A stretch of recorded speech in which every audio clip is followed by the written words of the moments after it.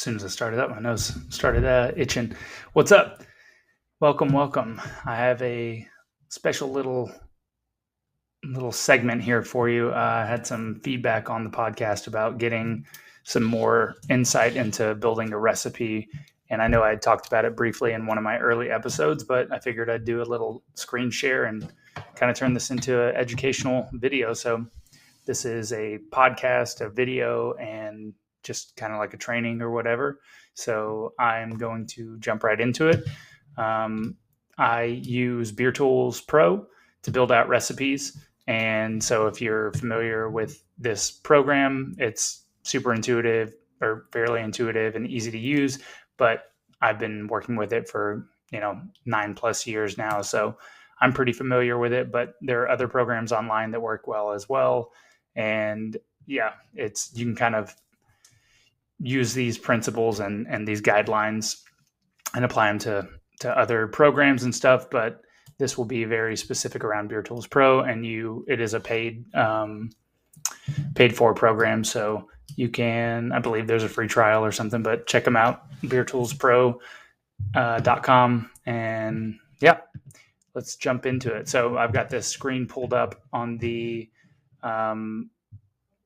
kind of the left side. There's like a whole list of places that you could toggle. There's recipes on the top. There's online on my computer recipes, beertools.com, ingredients, another ingredient database that is like all of the ingredients, styles, equipment, all this stuff. You don't use too many things over here except for obviously pulling up certain recipes that you have saved, and then certain ingredients and stuff that you need access to build the recipe, but we'll talk about that in a bit.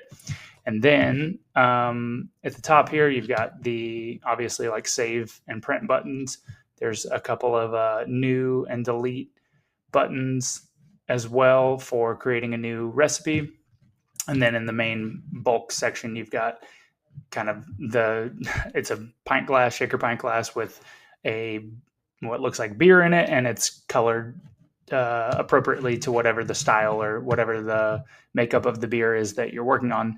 So it changes as you add different grains and follows this SRM color guide down here. So up here, we have the beer name, and this is an editable category. This is the 10-degree pale lager. Over here, you have it's kind of the style editor. It shows you the, kind of the base style, and then the category, and then it's got a description and kind of stats and style guidelines over here. But I rarely ever click on that. In fact, that's one of the first times I've ever clicked on it. So to the right of it, there's a button called Browse, and this is where you will basically pick what style of beer you're going to use as the guidelines for the beer that you're trying to make. So historically, at the last brewery that I worked at, we brewed to style to some extent, but for the most part, we would pick a style that was like roughly where we wanted to be, and we would just use that as our kind of template for building the recipe. Because you can see down below there are all the specs of the recipe, which we'll get into, all of the ingredients, which we'll get into, and then at the very bottom you've got these bars with these gray sections in there, and those are the ranges which correlate to the specs of the specific style that you pick. So if I go up here, this is under Czech Pale Lager right now, but if I go to Browse and I click the most recent, the 2015 BJCP guidelines, and I toggle, let's say we go to something that's pretty different. Let's click Scottish Wee Heavy, and I select that as my style. This is, again, the same 10-degree pale lager recipe, the same ingredients and everything. And all of the specs are pretty spec. They're all out of ranges that are determined by this specific style. So Scotch Wee Heavy starts the original gravity from 17.03 to 30.15 is kind of their how they categorize that. And then this recipe starts at 10 degrees Plato. So it's much lower than the specified range. So that's just a quick overview there. But I always kind of start here because the first thing that you need to do anytime that, or I suggest that you do anytime you approach anything, not just brewing or anything, anytime you're creating something, is have a vision, having something in your mind that you want to achieve. So obviously, when I'm looking to create a recipe for Tanglefoot, I'm looking to make a Czech lager because that is the vision, that is the goal of the brand. And so if I started with, you know, I want to make a Pilsner, and then I worked backwards and said, well, I want to make a Pilsner, but I want to make a Czech lager, a Czech Pilsner, and then specifically what type of Czech Pilsner, do I want to make a 10-degree pale lager, one on the lighter end of the spectrum? Do I want to make a 12-degree pale lager? And then have that framework in my mind, and then work backwards to get close to my end goal. So what I'm going to do for this example, let's shoot for, I don't know, let's do like a 16-degree amber lager. So this is going to be something that I hope to brew in the springtime. Hopefully I will be able to do a sort of Czech beer festival event. Also got the trusty Monster by my side, so it's a little bit later in the day, and I'm doing some computer work, which is a little foreign to me right now, just because I've been doing so much, brewing and actual work in the bar. So it's nice to get some work like this done. So cheers to Monster.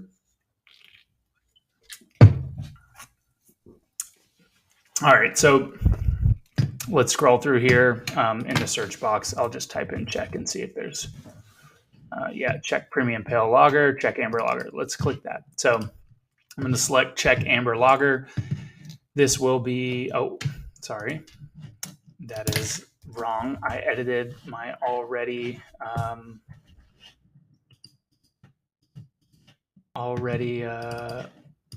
created recipe. So start from here. I am deciding I want to make a Czech Amber Lager. So what we're going to do is go up here to the plus sign and click plus. This will give us we'll discard changes because I didn't want to change anything.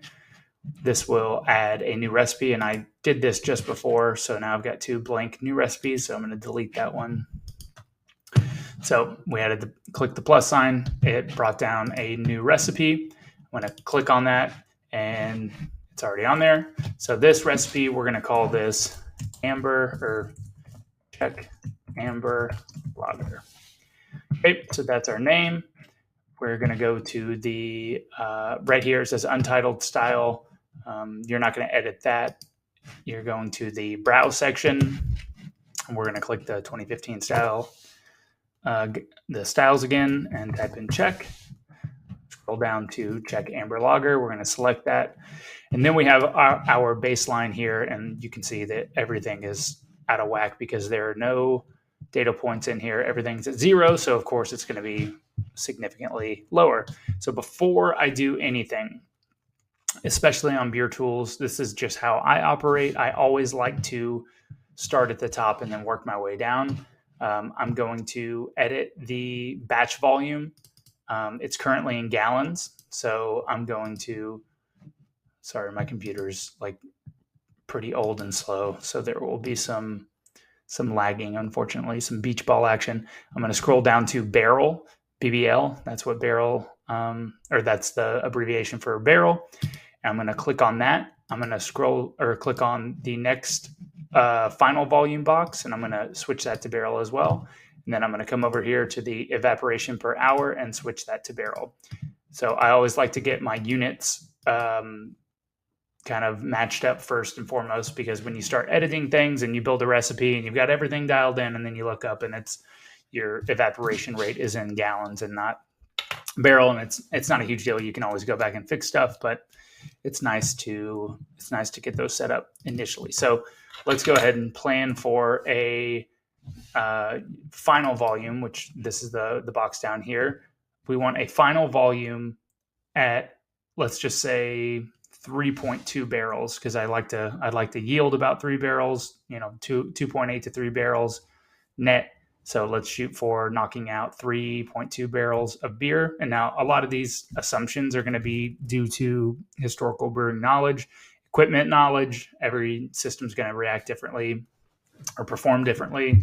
So I'm going to go ahead and just knowing that I want 3-ish barrels yield, I'm going to go and knock out 3.2 barrels. So to the left of this, there is a final volume at, and it says 68 degrees Fahrenheit. Now, this is super important to adjust if it's at 212. So if it's at 212 degrees Fahrenheit, I don't know why it just adjusted there, but it's going to be a larger amount of wort than it is if it's at 68. So the liquid contracts as it cools down.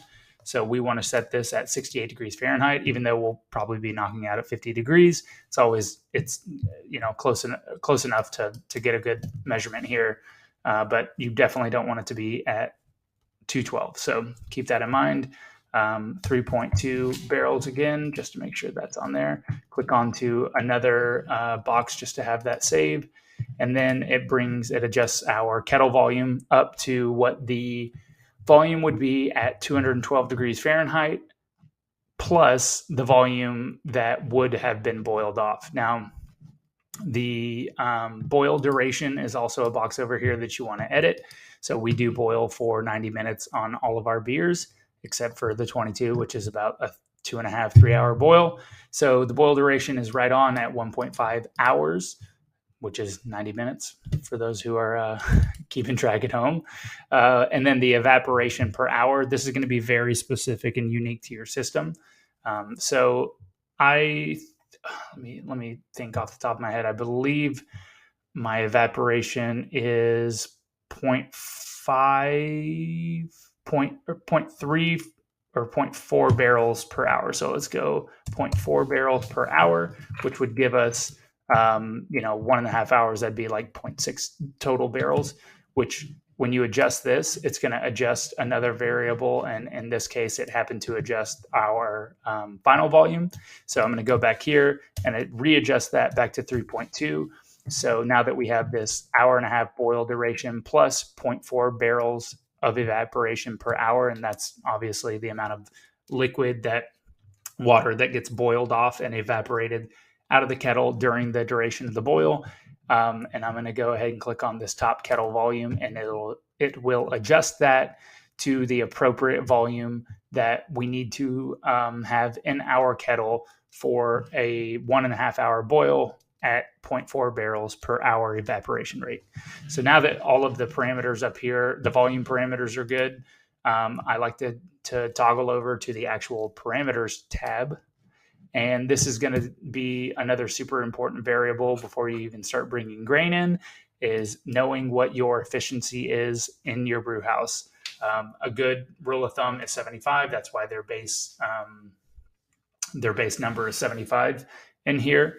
I'm going to go ahead and adjust this to 85 or let's just say 80 just to be on the conservative end.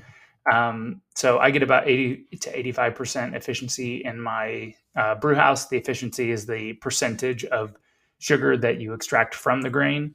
There's a couple of different calculations for that, but for all intents and purposes, it's the efficiency of the amount of total sugar that you got versus the potential amount of 100% of the sugar that's available. So we're assuming we'll extract 80% of that.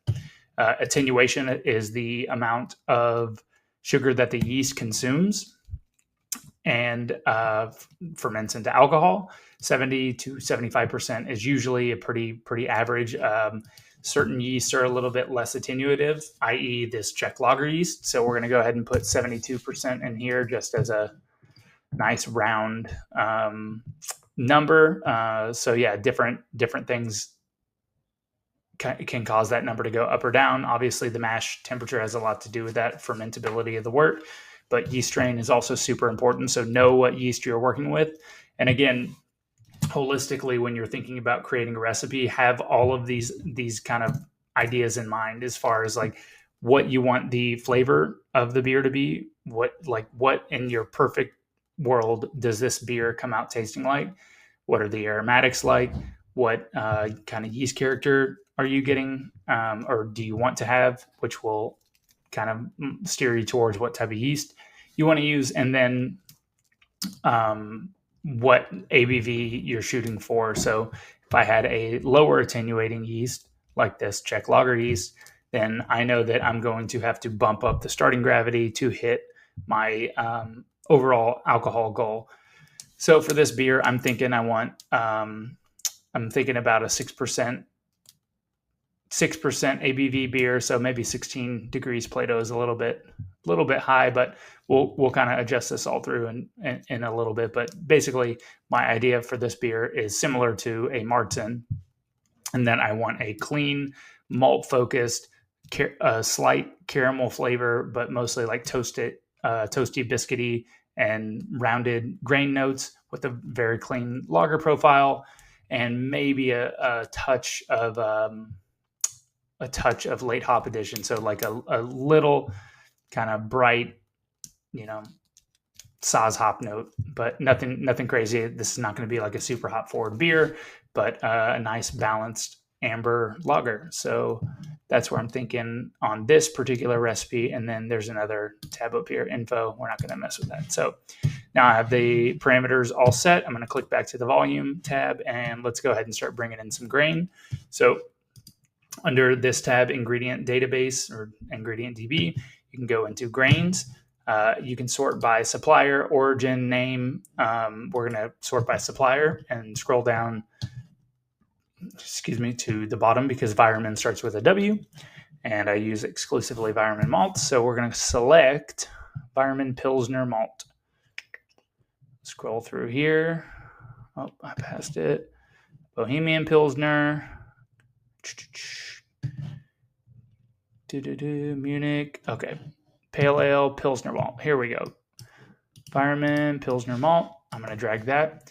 And then for this beer in particular, I'm thinking I'm probably going to use a touch of caramel malt. And the caramel malt that I use for the 13 degree Tamave is the Cara Munich Type 1.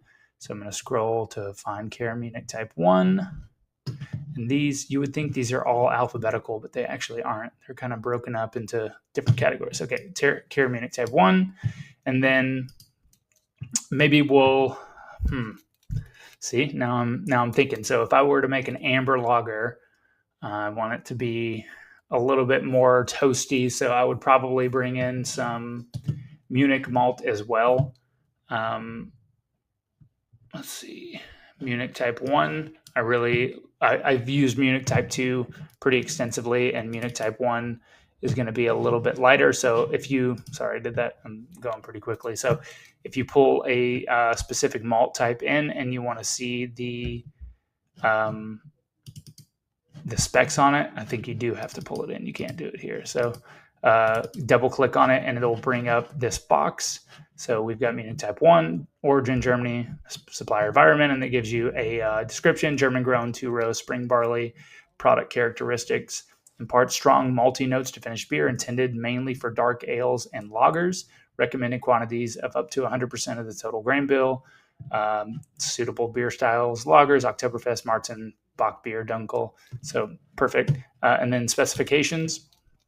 All of having reference for these specifications takes a lot of time and brewing practice, but for my taste, I always look at the Levebond or the color. So the color here is 6.0, which is nice. I think Munich Type 2 is like 11, like 10 to 12 degrees Levebond. So that's just the color of the caramelized sugars inside. And so this is going to be a very on the lighter end of the spectrum, whereas the Cara Munich, which is sorry, I misspoke. Munich is not a caramel malt. Cara Munich is a caramel malt, and that is giving us about 34 degrees Levebond in color. So this Munich malt will be a much lighter in color, so we can use a larger amount of it without changing the color too much, but it'll impact the flavor significantly. So now that I've got the malts, let's go ahead and pick a hop. Oh, I don't know. What about Czech Saaz? So for this particular application, building this recipe is pretty simple. But if I were to be building let's say an IPA, like a hazy IPA or something like that, my first step would be the focus would be much less on the malt side of things, although having a really good malt base and knowing what specifically you're trying to get out of the malts in those beers is really, really important. But having a strong malt base and then building your hop profile around that. So if I were approaching a hazy IPA at this point, I would probably start with what specific hop character am I looking for? Am I looking for something that's very fruit forward, something that's like more on the juicy end of things, or am I looking for something that's more or like something more citrusy and juicy, or something that's more like tropical fruit and like overripe tropical fruit flavors, really, really punch you in the mouth, kind of exotic fruit character. Do I want something that's piney and I don't know, more herbal? Probably not for a hazy IPA, but and then I would think about bitterness, and then I would think about overall, body of the beer. How do I want it to sit on my palate? What type of alcohol am I looking for? Fun fact, my personal opinion in hazy IPAs is that like right around 6.7 to 7% ABV range, depending on, the rest of the beer, of course, is like kind of the sweet spot. I don't know why. I just think it extracts hop oils and really builds a nice overall beer. So that's just a fun fact for you. But for this application, I already know that I'm using Czech Saaz hops. So I went ahead and brought that into the recipe. Let's double click on this. So the hops are a little bit different when you're pulling them into the recipe. You can, of course, change the specifications on any of these, but generally speaking, I use whatever's in the grain database as kind of the standard. If there's anything that looks a little off, I'll go and kind of, compare that to the manufacturer specifications. But for these applications, specifically if you're home brewing, I would not worry about that. But for the hops, you do want to click on the specification tab and change the alpha acid percentage to correspond with the lot of hops that you have. So the lot of Czech Saaz hops that I have currently are 4.3% alpha acids, and I will update it there. Then I will click OK, and that will save, and it'll say, do you want to adjust the quantity or keep original quantity?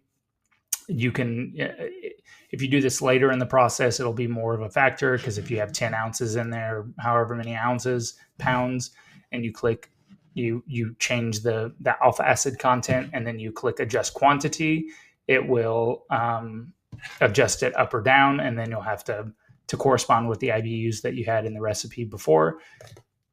For now, that doesn't really matter. And then add to inventory, just so that you have that in your inventory.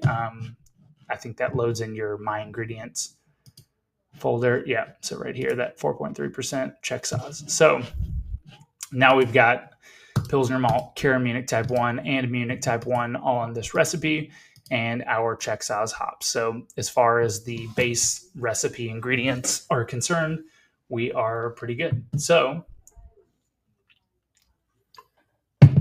let's go ahead and start actually adding quantities of these grains. So my baseline for the system that I have and the efficiency that I have is about one bag or 55 pounds of grain per barrel. So this would be 3 bags, which would be 165 pounds. So I'm going to do that and add 165. Kara Munich Type 1. There are different kind of guidelines and metrics for using different malts and different percentages. I'm no expert on that by any means, but I do have sort of my preferences. Definitely in IPAs or things that are more hop forward, less about the malt character. If you are using any caramel malts, definitely like to keep that below 10%. That's just something I've always done. If it gets above that, then you get a little bit too much caramel forward notes and caramel malts tend to oxidize, and hoppy beers tend to oxidize more quickly anyway. So it's just, that's like a quick rule of thumb. But for this particular application, I think 10% would be pretty nice. So let's go ahead and say that this is 16 pounds, 16.5 if we want to be exact. Or I'm sorry, jumping ahead of myself. Let's just pick 16 pounds and then see what changes. So as you add different percentages or different pounds of malt in these categories, to the right, you have a proportion section. Right now, currently, the Pilsner malt is sitting at 91.2%. The 16 pounds of the Cara Munich Type 1 is sitting at 8.8%. And then let's go ahead and add Munich malt. Let's do 25 for now. See what happens.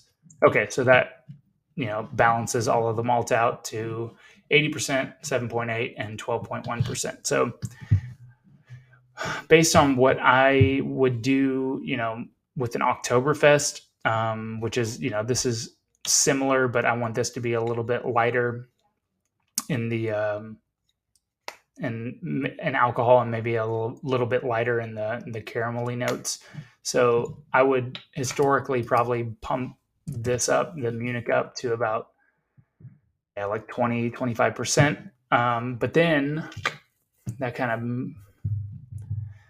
seems a little high for me for this particular recipe. I'm also looking at this beer glass and keeping an eye on the SRMs. So let's dial that back to 25 like I had it. And then this 16 pounds, I think, is going to be, I said 10%, and I just, based on this yeast strain, which for those that don't know, this Czech lager strain tends to leave a more residually sweet beer, finish at a higher terminal gravity or at least than what I'm, used to brewing with. So let's go ahead and bump this down to 12 and maybe get it, right around that 6% range. And then, because I'm really just looking for like a touch of caramel, not looking for that like big sweet rounded caramel note. I just want it to be an accent to the toastiness of the Munich, and then obviously kind of building up that base Pilsner malt. So it's looking pretty good right now. The color is a little light, so I might want to come back in and either adjust this to, let's see, if we raise that another 10 pounds. The Munich, like I said earlier, is not really going to change the color that much, but this that caramel malt will. So 7%, 7.3%. That's not crazy. It's not too much higher than I wanted, but no, I think that'd be fine. 7.3%. And the Munich Type 1, 12.2. Let's bump that up to 35. And so now we're at 7%, 16.3%, and 76% Pilsner malt. So that looks pretty good to me. The color is looking pretty nice. I was kind of tentatively aiming for like 11 to 12 SRM. So that's looking pretty nice at 10.9. Then we will come down here and look at our specifications. So we've got a original gravity of 14.3. So like I mentioned, that 16 degrees Plato in the beginning is not really exactly where I want it. That's a little bit higher, a little bit more boozy than I think I would like. So 14 degrees might be a perfect little Czech amber lager right here. We've got a terminal gravity of 4.15. Now, this is an interesting part. This is where a lot of like brewing knowledge and kind of assumptions come into play. I think that this will end up being a little bit higher residual sugars, so a higher terminal gravity. So in order to adjust that, I'm going to have to come to the attenuation bar, and let's drop that down to 70.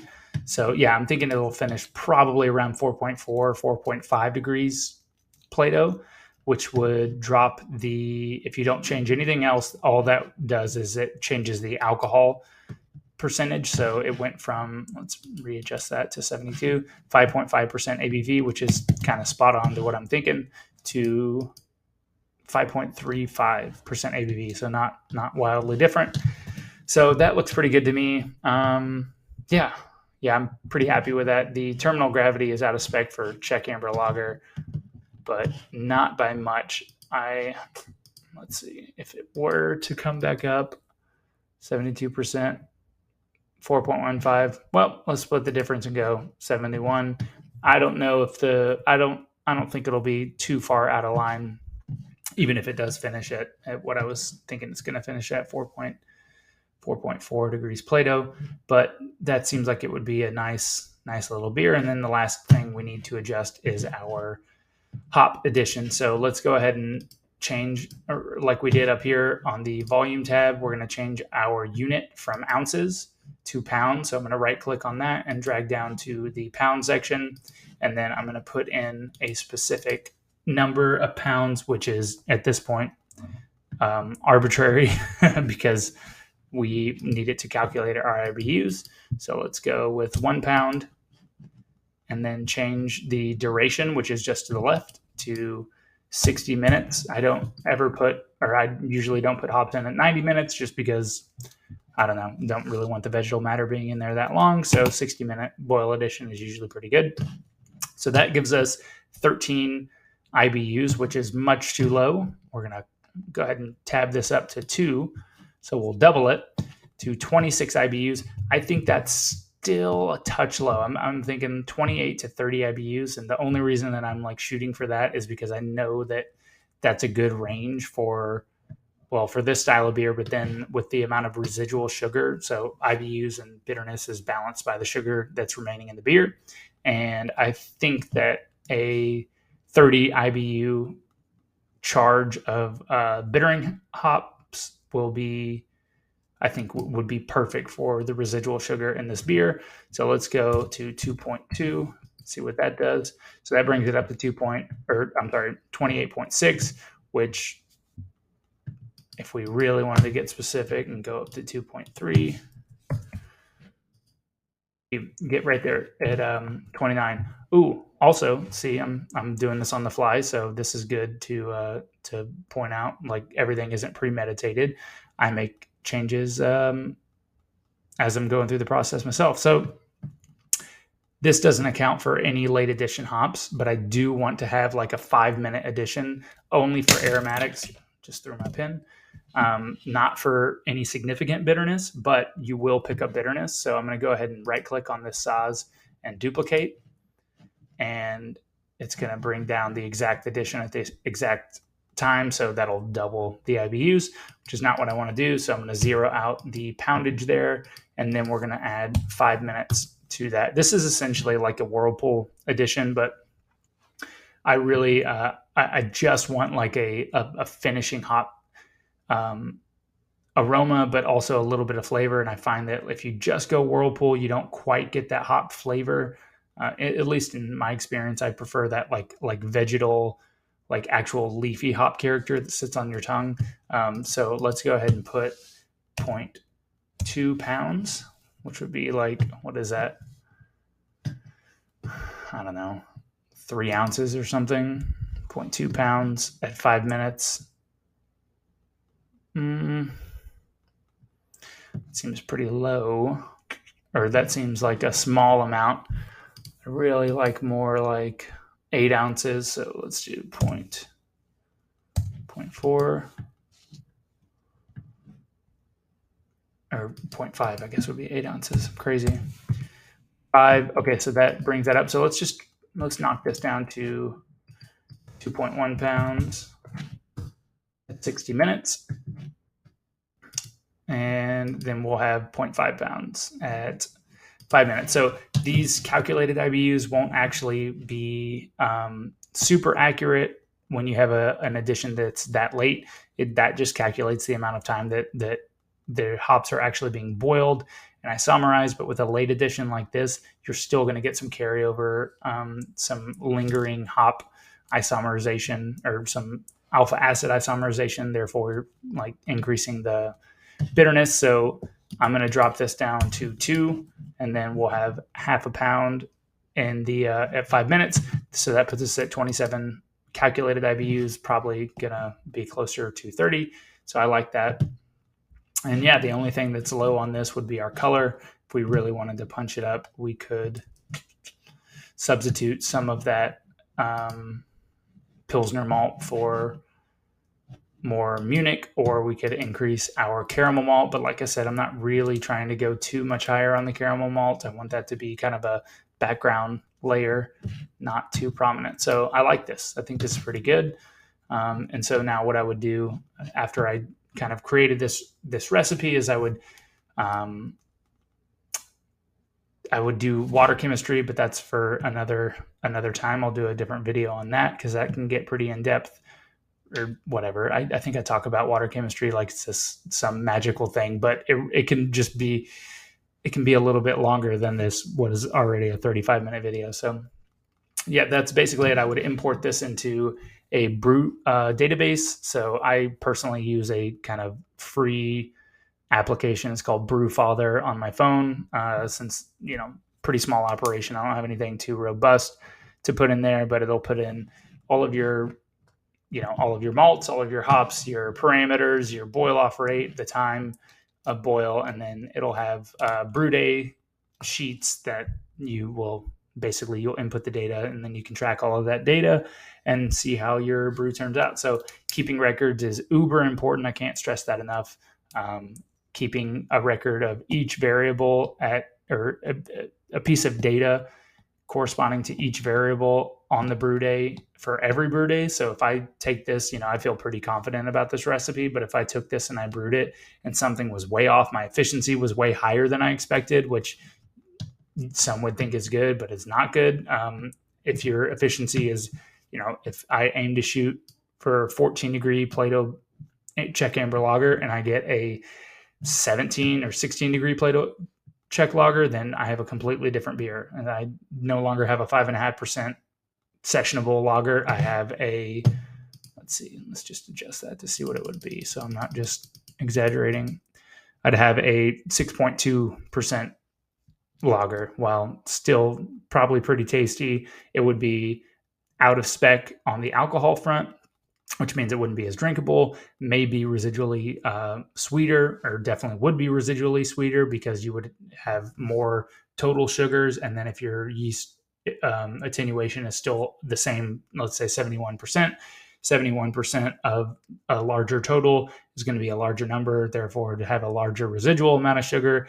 And on top of that, you will have your IBUs won't scale with that. So you will have a underbittered, overly sweet, or overly alcoholic lager. So we want to hit numbers every time. So you would, keep a log of that and track that. And then if something does change, you can make adjustments on the next brew day and hopefully become a consistent brewer once you have good, consistent recipes built that you can work from. So hope that was helpful, and hope you got some insight into the way that I kind of approach developing a recipe. And maybe if somebody wants to request something, or if you want to see me do another one of these where I'm not explaining each step and I can just go through and create just a random style so that you can kind of see my flow, that'd be cool too. And I'd be happy to do that. So cheers. Hope you are having a great day and enjoying your monster giant big ass can as well. So Nazdravi, I will see you later.